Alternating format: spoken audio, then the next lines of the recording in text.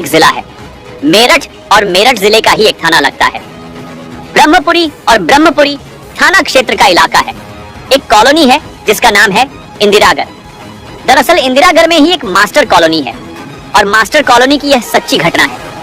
एक लड़का जो कि मर्चेंट नेवी का पूर्व कर्मचारी होता है, 24 फरवरी 2025 को रात लगभग 8 या 9 बजे के आसपास की बात है।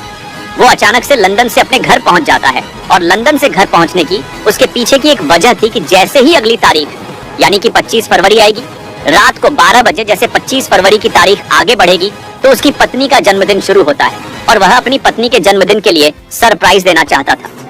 ठीक 2 दिन के बाद यानी कि 28 फरवरी को उसकी बेटी का जन्मदिन होता है, तो इसलिए माँ और बेटी यानी कि पत्नी और बेटी को वो सरप्राइज देना चाहता था। और अचानक ही घर में जब दस्तक देता है तो घर में खुशियों के गीत से गाए जाने लगते हैं और एकदम सरप्राइज देखकर सब लोग चौंक हो जाते हैं। ऐसे ही यह सब घर में ठीक ठाक चल रहा था। अगला दिन निकलता है, 25 तारीख को अपनी पत्नी का जन्मदिन मनाता है और 2 दिन के बाद अपनी बेटी का जन्मदिन मनाता है। घर परिवार के सभी लोग वहां पर आते हैं, केक कटता है और खुशियों के गीत गाए जाते हैं। सब कुछ ठीक ठाक चल रहा था।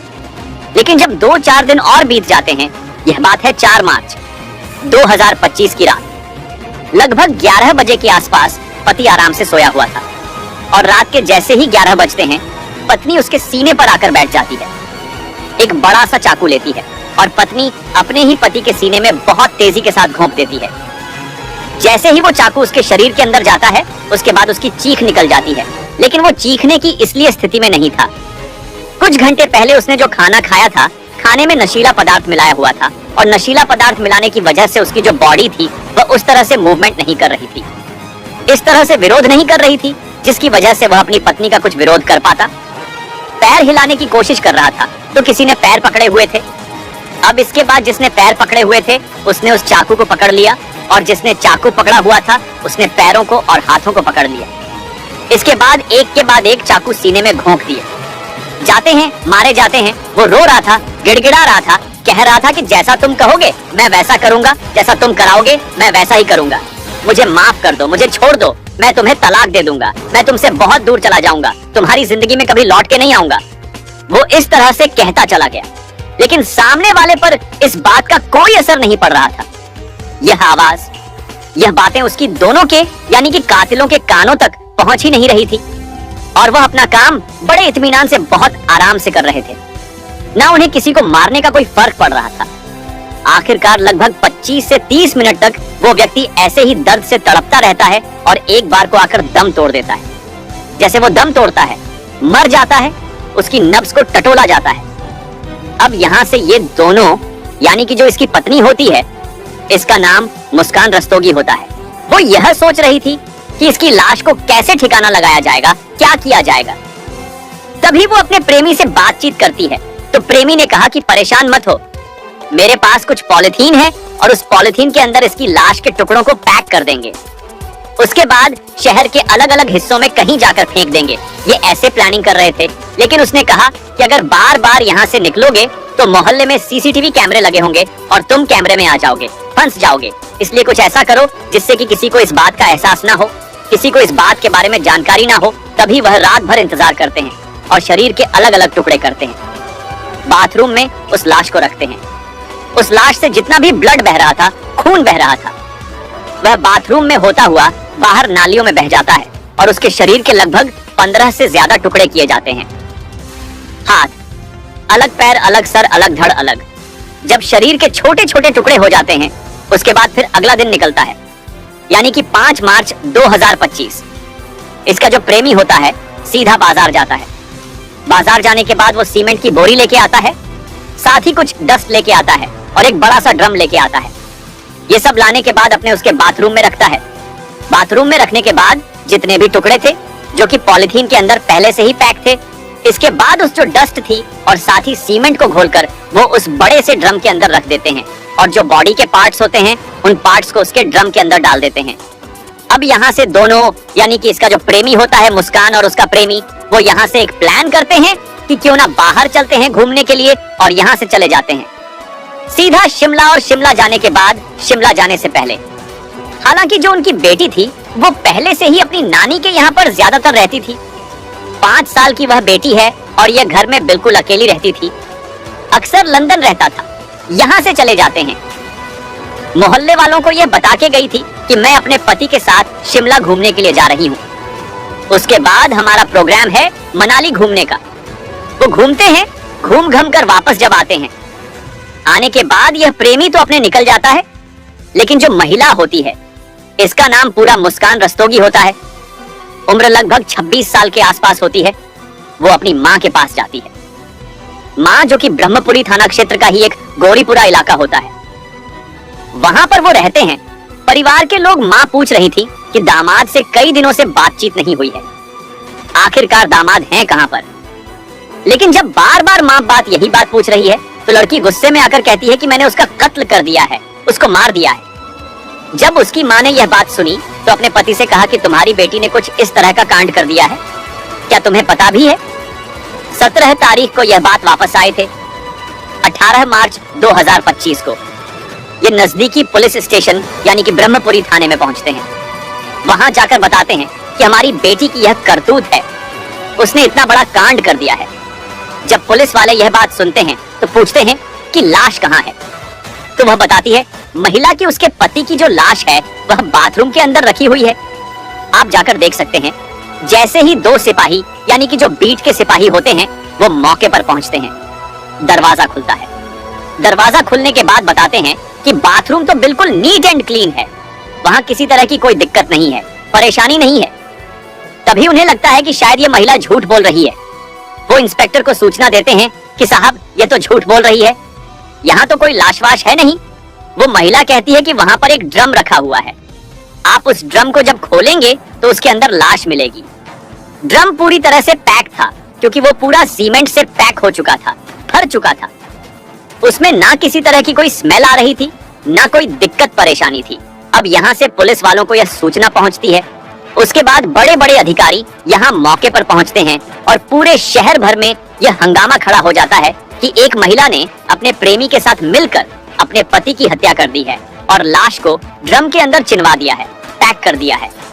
दरअसल यह कहानी के अगर बैकग्राउंड में झांकने की कोशिश करें तो यह कहानी शुरू होती है साल 2015 से एक लड़का जिसका नाम होता है सौरभ राजपूत। सौरभ राजपूत के पिता मुन्ना लाल जो कि इंडियन ऑयल कंपनी के रिटायर्ड कर्मचारी होते हैं और यह रहते हैं ब्रह्मपुरी के इलाके में। और इनको मुन्ना लाल को 3 बच्चे होते हैं। एक बेटा जिसका नाम बबलू होता है, दूसरा बेटा जिसका नाम सौरभ राजपूत होता है और तीसरी बेटी होती है जिसका नाम शिवानी होता है। साल 2015 की बात है, तब यह लड़का इनकी सौरभ राजपूत बीटेक कर रहा था, का प्रथम वर्ष का छात्र था और इसके कुछ दोस्त रहते थे। शास्त्री की कोठी के पास वो अक्सर अपने दोस्तों से मिलने के लिए चला जाया करता था।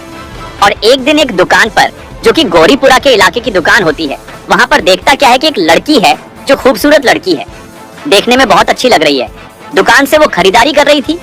उस लड़की को देखता है, वो लड़की उसे देखती है और दोनों एक दूसरे को देखने लगते हैं और आंखों ही आंखों में एक दूसरे से इन्हें प्यार हो जाता है। तभी पहली ही मुलाकात में ये दोनों एक दूसरे से अपना नंबर भी बदल लेते हैं और जब इनका मन करता था तभी वह नंबर पे बहुत सारी बातें करते थे। बात करते करते कब 7-8 महीने बीत जाते हैं, पता ही नहीं चलता। इसके बाद जो लड़का होता है वह अपने परिवार से कहता है कि एक लड़की है जिसका नाम मुस्कान रस्तोगी है, मैं उससे शादी करना चाहता हूँ। वो पास के ही मोहल्ले में रहती है। जैसे ही लड़कों को यह लड़के के पिता को यह बात पता चलती है, वह साफ साफ इनकार कर देते हैं कि हम अपने ही ब्रादर में तुम्हारी शादी करेंगे, इधर उधर शादी नहीं करेंगे। उधर लड़की वाले भी इस बात पर ऐतराज कर रहे, लेकिन लड़का और लड़की दोनों जिद पकड़ लेते हैं। प्यार करेंगे तो इस प्यार भी करेंगे और शादी भी करेंगे और जिएंगे भी साथ, मरेंगे भी साथ। इस तरह की कस्में वो खाने लगते हैं और परिवार के लोग टूट जाते हैं।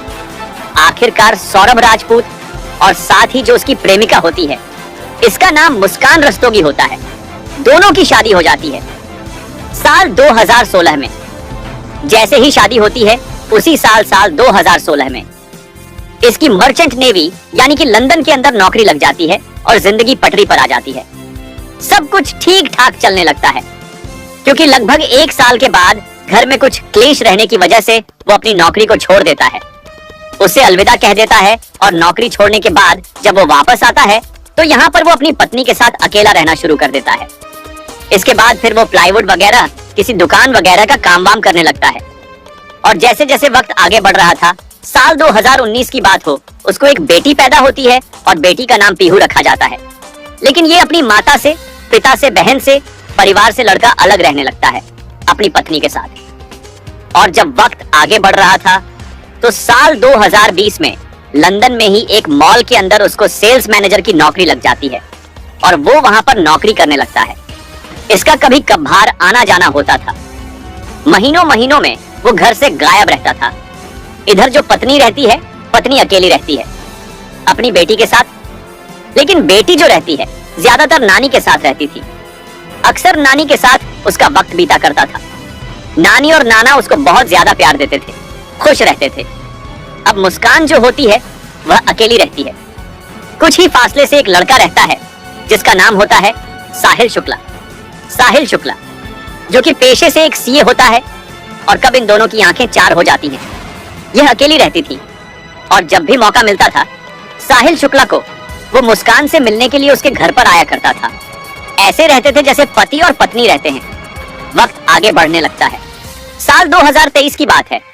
एक दिन इस सौरभ राजपूत को जब ये वापस लंदन से लौट के आता है तो उसे अपनी पत्नी का मोबाइल मिल जाता है और मोबाइल में ही वह देख लेता है कि किस तरह से यह साहिल शुक्ला से बातचीत करती है, चैटिंग करती है। और उसने इस बात का एतराज किया।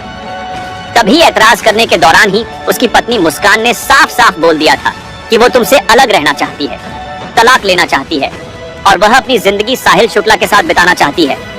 लेकिन कि जो सौरभ होता है वो तलाक देने से साफ इनकार कर देता है।